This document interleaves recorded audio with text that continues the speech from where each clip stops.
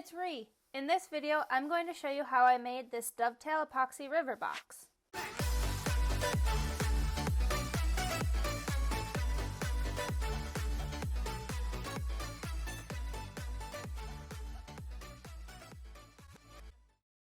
I started out by drawing the pattern for my dovetails.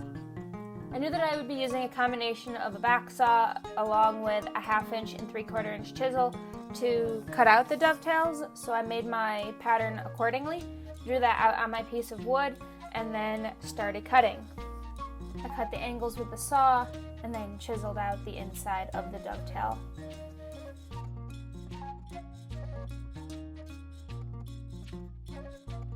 Then I sanded, and again had to come up with some creative ways to clamp my block stable. I used 60 grit sandpaper to knock off the crazy edges, but not to get it so smooth that the epoxy wouldn't stick to it.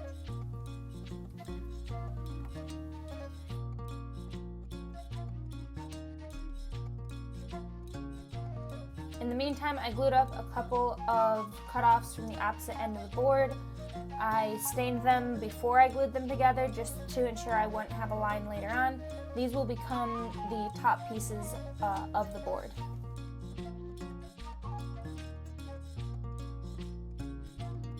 I then sketched out what I felt would look like a river pattern onto one of them and cut that out.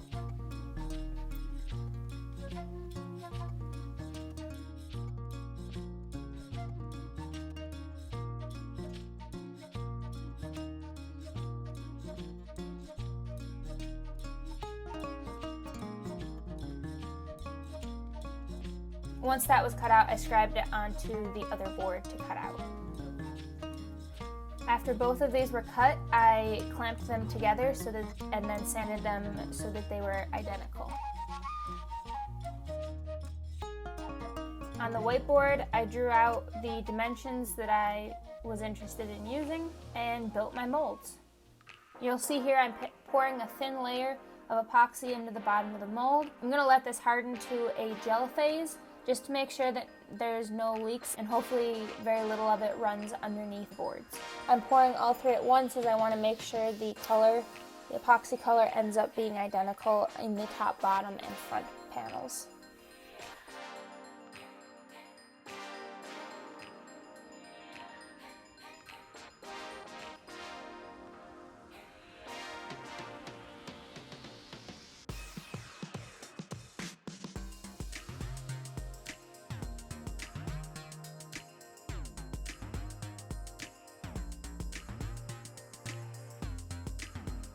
Here's the pigment that I used in the main pour of the epoxy.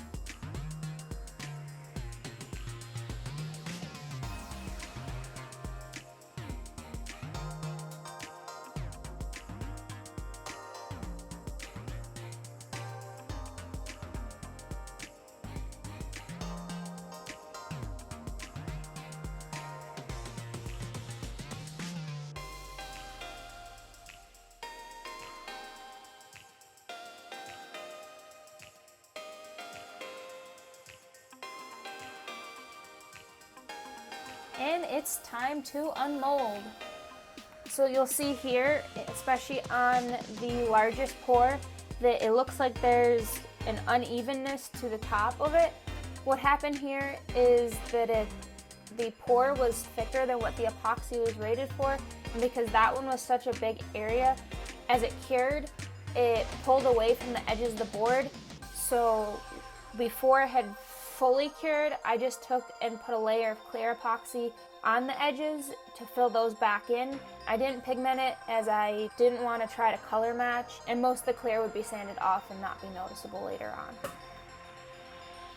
And a lot of what you see me struggling with is the tape holding the mold together and not actually the epoxy releasing from the mold itself.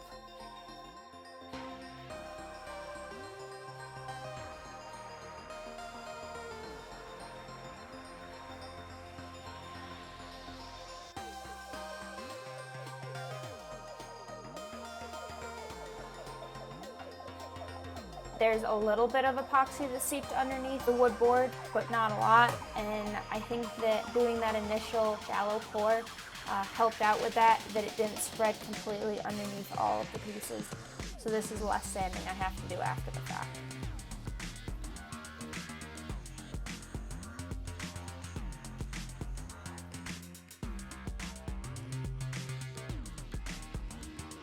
So to reduce the amount of sanding that I still had to do, I heated up the surface and scraped the big chunks of epoxy off so that it was level with the wood.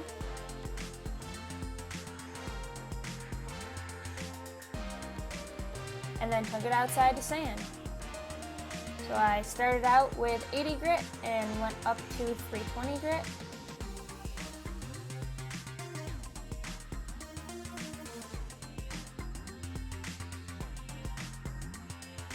And then took it inside to wet sand up to 800 grit. Something I learned along the way is when the high grit sandpaper gets on the wood, the stain won't soak into it as much. So I ended up with a couple spots that are lighter compared to where the wood was sanded only to the 320 grit.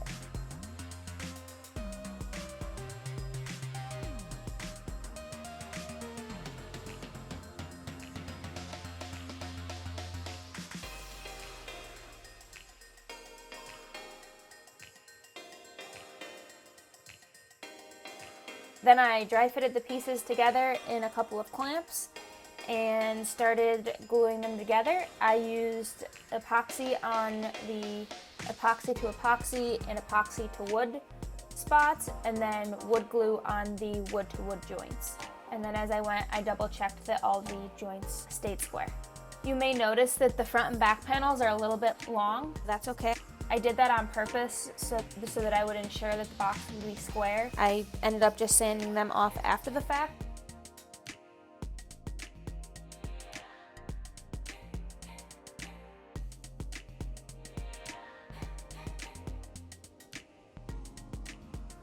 So a day later, I'm ready to take the box out of the clamps.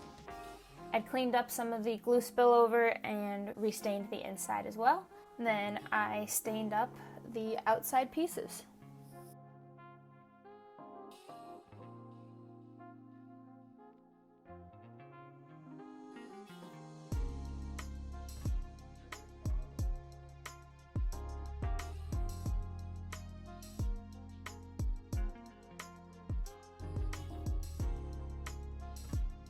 And then it was time to attach my hinges.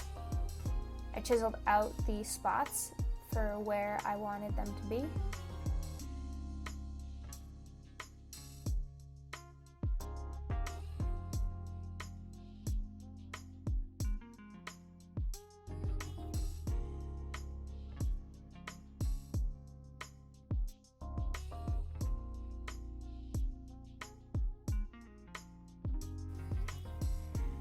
And here we find another mistake I made along the way.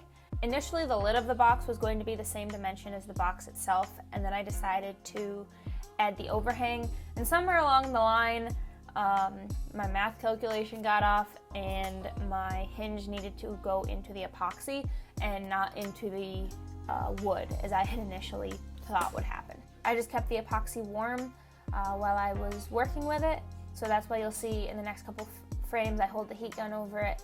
I'm just keeping it pliable, a little bit easier to work with, easier to chisel, easier to drill into.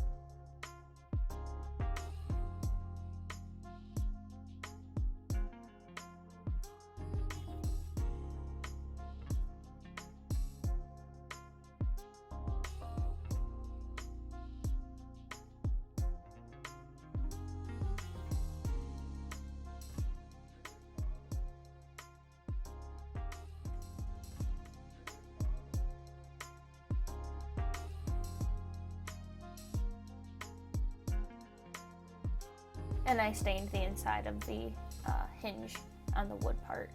As I'm adding the hinges, you'll see that I have a couple coats of polyurethane on this already, it's sanded down for its last and final coat. So you'll see some lines, especially in the epoxy areas. I think it worked all right on the wood. I don't think I would use polyurethane over epoxy again unless I had a sprayer for it and not show the line. It was really difficult to get a shiny finish on it without seeing the brush strokes, even with a foam brush.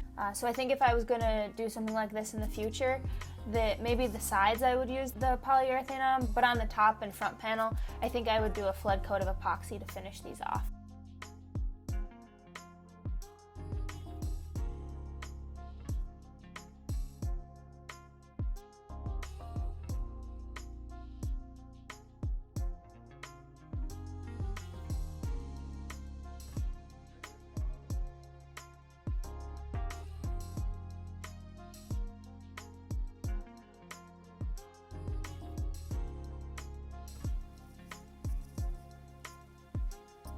And here's our final project after the last coat of poly. I hope you enjoyed this video. I had a lot of fun and learned a lot of things along the way with this one.